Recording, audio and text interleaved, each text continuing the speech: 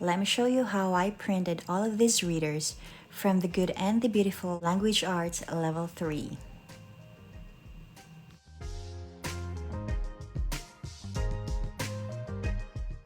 Alright, so first thing first, things that I used in here. You may or may not have all of this, but these are the things that I used. Of course, your printer. I use a laminating machine as well. A puncher, specifically this 6-hole punch, and then a 3-ring binder. Of course, you can just use whatever binding system that you have at home, or you may choose not to laminate your cover pages at all. Okay, so I am using a MacBook here, and using my Acrobat reader from Adobe, I open up the Language Arts Level 3 reader.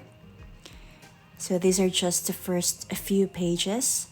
One thing that is really important to take note is I did not print all of the pages at once. What I did was I printed them by batch. So I printed the first 8 pages first. So over here you see I chose pages and then I put 1 to 8. But if you're planning to laminate your first page or your cover page, so you have to print the first page separately first, and then you begin printing from page 2 to 9 for your first batch. Then make sure you take on booklet over here. Alright, so and another thing is just go ahead and click on advanced right there on top. Just make sure that print as image is ticked, because sometimes the images don't really print well.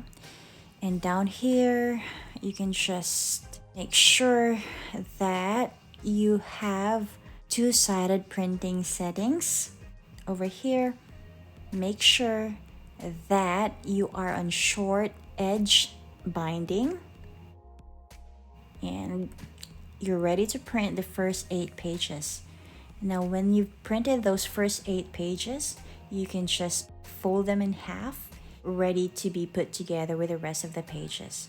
Then you move on to the next 8 pages, which will be 9 to 16, and then you do the same. Print, fold it in half, maybe put it aside, and then just punch them all together later. Basically, that's just the most important thing that you have to remember. You don't print them all at once, but you print them in batches so that you can fold them easily. Because just imagine if you print all of this in booklet style, that will be so thick and you won't be able to fold them in half.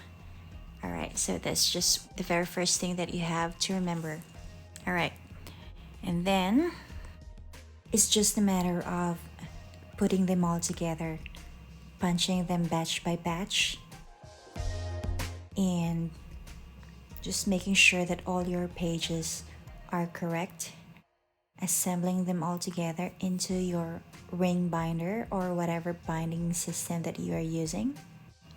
So if you notice that I have another reader at the left side with number 2 on it, that's just because my ring binder is not big enough to accommodate this very thick reader, so I have to split them into 2 booklets. Alright, so that's about it. I hope that you find this video helpful, and thanks for watching. Have a joy-filled homeschooling. Bye!